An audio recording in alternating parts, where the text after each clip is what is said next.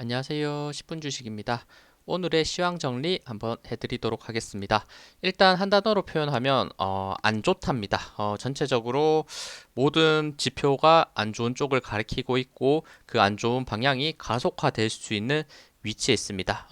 많이 들어보셨을 거예요. 최근에 고유가, 고금리, 고환율 이 부분에 대해서 차트로 한번 확인을 해보고 그리고 세계 지수에 대해서도 한번 체크를 해보도록 하겠습니다.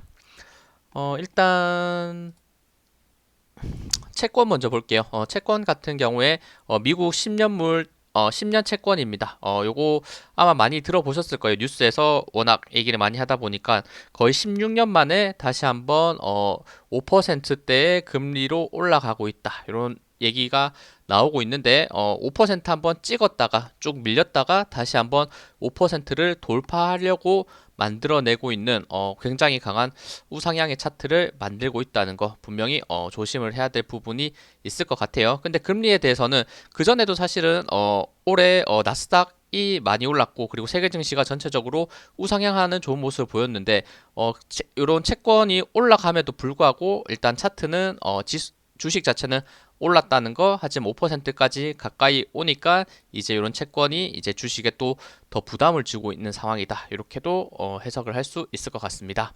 그리고 환율 보도록 할게요. 환율 같은 경우에는 요 구간 지금 13,000, 죄송합니다. 1350원이 굉장히 중요한 라인인데 요 구간을 한번 돌파하면서 위험한 모습 보였다가 다시 이탈되니까 요거 이탈할 수 있지 않을까 생각했었는데 다시 한번 1350원 돌파되고 있고 이 윗공간에서 놀고 있다는 점에서 봤을 때는 다시 한번 혹시 상승하면서 1363원대를 돌파를 한다. 그러면 요거 큰 그림으로 봤을 때는 다시 한번 작년 10월, 11월 그때 기억하죠? 굉장히 크게 한국 뭐 전 세계 증시가 많이 흔들렸었는데 요 1,400원대까지 올라가면 지금 하락이 지금 또 사실 많이 빠졌는데 그 하락의 강도가 더 강해질 수 있다. 이렇게도 볼 수 있으니까 과연 1363원 돌파될지 아니면 요 구간에서 이제는 싼 고점 만들면서 또 빠지는 흐름 빠졌을 때는 요 구간 1350원 밑으로 더 한번 이탈하면 요때는 다시 한번 추세는 하락으로 조금 더 잡힐 가능성이 있을 것 같다 이런 생각 듭니다.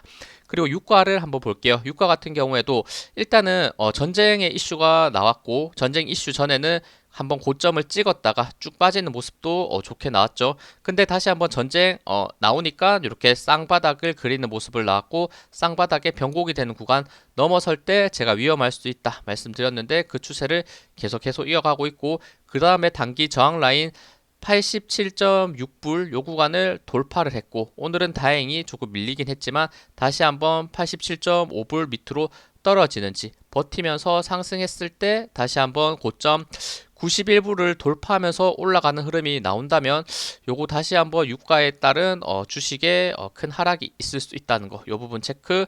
더 올라갔을 때 다음 저항 라인 대략 93.8불 라인에 이렇게 저항 라인이 있는데 요 구간을 다시 한번 만나러 갈지는 조금 더 지켜봐야 될 것 같고 근데 차트상은 지금 저점을 계속 높이고 있고 고점도 점점 높아지는 요 상승 추세에 있기 때문에 여전히 조심을 해야 될 구간이다. 그리고 마찬가지 유가 같은 경우에도 작년에 굉장히 강했던 구간 대략 120불까지 올라가는 부분이 있었는데 이거 93불 이상 돌파되면 정말 120불까지도 올라갈 수 있는 위험한 상황이 될 수 있으니까 이 부분 참고해 주시고 그래도 가능성은 생각보다는 조금 낮지 않을까 이렇게 생각이 드는 부분이 있는데 어쨌든 요런 유가 흐름 자체도 지금 상황에서는 증시에는 좋지 않은 흐름을 가지고 올 수 있다. 이렇게 3대 고가, 고유가, 고금리 그리고 고환율 요 부분을 한번 꺾였을 때 증시는 저점을 잡아내고 다시 한번 반등할 수 있는 포인트가 나올 수 있는지 한번 연결해서 생각을 해보시면 좋을 것 같아요. 그럼 지수만 제가 빠르게 한번 말씀드리고 마무리할게요. 일단 지수 자체는 당연히 좋지 않았습니다. 코스피 같은 경우에 결국에는 2400 이탈하면 제가 위험할 수 있다 말씀드렸는데 2400 이탈하니까 계속해서 강한 하락이 나오고 있다는 점이 굉장히 부정적으로 밖에 보일 수밖에 없고 이 하락을 언제 멈출지는 당연히 저도 알 수는 없지만 그 아래 지지라인 대략 2350포인트 거의 근접해 있는데 이 포인트에서 한번 지지가 날 수 있는 부분이 있고 만약 더 떨어진다면 2200 70까지도 이렇게 밀릴 수 있는 구간이 열려 있다는 거, 요거 한번 체크를 해주는 게 분명히 중요할 것 같고, 지금 이 하락 추세라면 지금 볼린저 밴드 하단을 따라서 쭉 빠질 수 있는 위험한 흐름이기 때문에 정말 안타깝지만 요 흐름을 한번 계속 보시면서 일단 뭐 매수 버튼을 쉽게 눌러서는 안 될 타이밍이고, 제가 어제 영상 올려드렸었는데 21선이 내려오는 구간까지 역시나 기다려보는 게 맞을 것 같다, 저는 이렇게 생각을 합니다.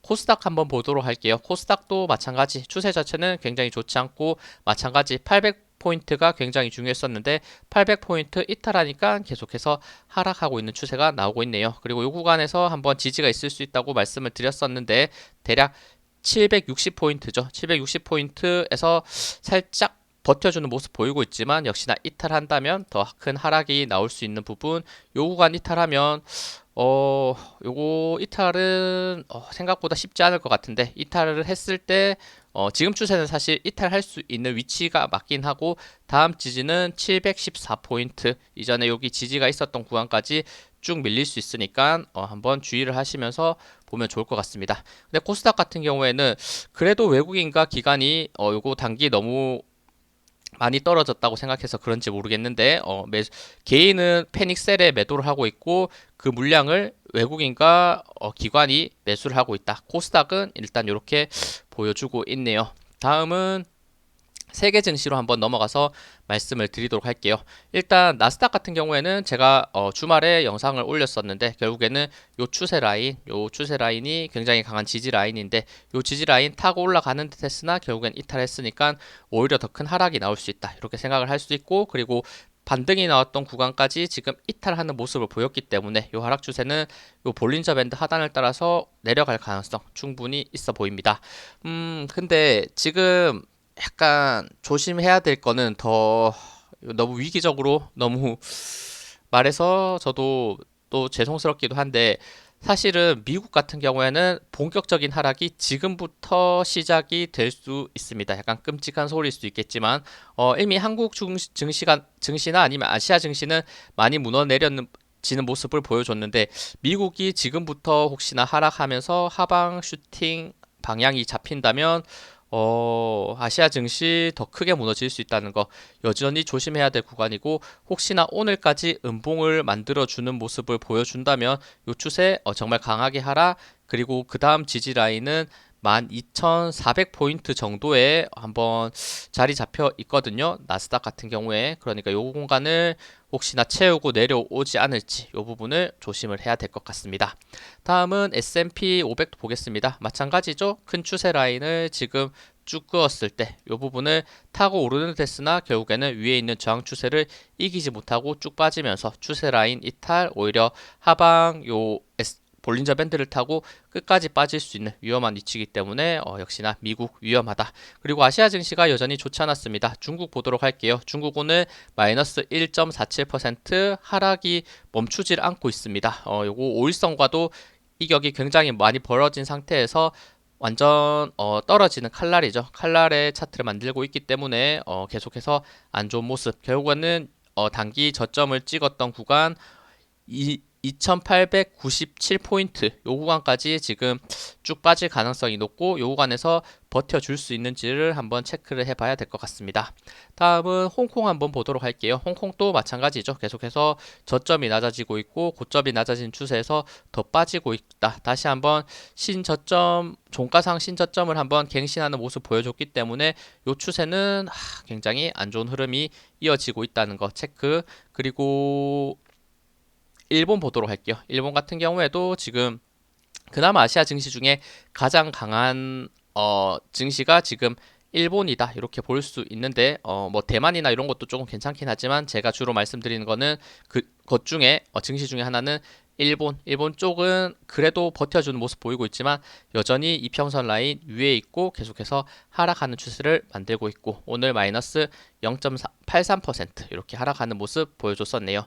대만도 한번 보도록 할게요. 대만도 그나마 일본과 마찬가지로 잘 버텨주고 있는 증시 중에 하나인데, 대만도 역시나 16,200포인트 이탈하는 모습 다음 거래일에 나오면 강하게 하방 추세로 빠질 수 있다는 거, 이 부분을 반드시 조심을 해야 될 것 같다. 이렇게 생각합니다. 그리고 유럽 같은 경우에도 유로스톡 같은 경우에도 지금 계속해서 흐르는 칼날이죠. 칼날의 차트로 강하게 하방 슈팅이 나오고 있기 때문에 여전히 계속해서 더 큰 하락이 나올 수 있는 위험도 있다는 거. 그리고 유럽 증시 제가 요거 유로스톡 말씀드릴 때 유럽 같은 경우에는 241선 제가 요거 잠깐 지워놨는데 241선 한번 추가를 해서 본다면 유럽은 241선 이탈을 했을 때 정말 계속해서 대세 하락이 나온 경우가 많았었거든요. 그럼 요거 한번 지워보고 241선 이렇게 결국 이탈했을 때 넘지 못하고 더 빠지니까 계속해서 하락 추세가 나오고 있었다는 거. 과거에도 이렇게 241선 이탈했을 때 정말 큰 하락이 나왔었고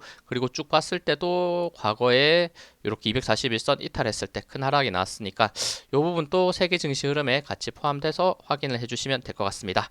이렇게 세계 증시 흐름 중요하게 봐야 될 수치들 체크를 해봤는데 약간 안타깝죠. 많이 안타깝고 아직도 근데 하락할 수 있는 추세가 남아 있다는 거. 아까 말씀드렸듯이 나스닥 같은 경우에는 지금부터가 하락의 시작일 수 있는 차트가 될 수 있기 때문에 과연 오늘 다시 한번 음봉을 만들면서 볼린저 밴드 하단을 뚫고 내려가는 모습을 보여줄지, 그리고 반대로 지금 미국 빅테크 기업 실적 발표 중요하다고 이번 주에 말씀을 드렸고 마이크로소프트, 구글, 메타, 아마존 이렇게 지금 굉장히 중요한 빅테크 기업 실적 발표가 이번 주에 있는데 그 흐름으로써 결국에는 13,000포인트를 기점으로 쌍바닥을 잡고 다시 한번 추가 돌파를 해줄지 이 부분을 한번 같이 봐주시면 좋을 것 같습니다. 근데 지금 사실 그런 실적적인 내용을 빼고 차트적으로만 봤을 때는 오히려 하락 추세가 더 강할 것이다. 그리고 241선 대략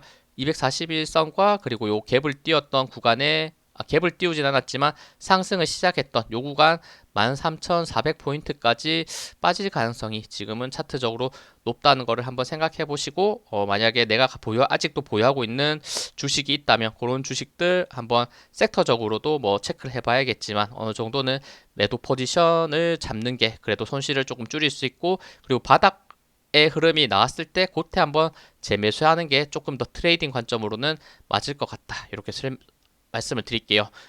물론 내가 좋은 종목을 가지고 있고 나는 장기 투자자다 이러면 이런 거에 흔들리지 않을 수 있겠지만 지금 장기 투자들도 흔들릴 수밖에 없겠죠. 대부분 종목들이 하락을 하고 있으니까. 그러니까 그런 부분들 한번 참고하시면서 조금 손실을 줄이고 나중에 저점이 왔을 때 매수할 수 있는 그런 포인트를 한번 생각해 보는 게 좋을 것 같다. 이렇게 마무리하도록 하겠습니다.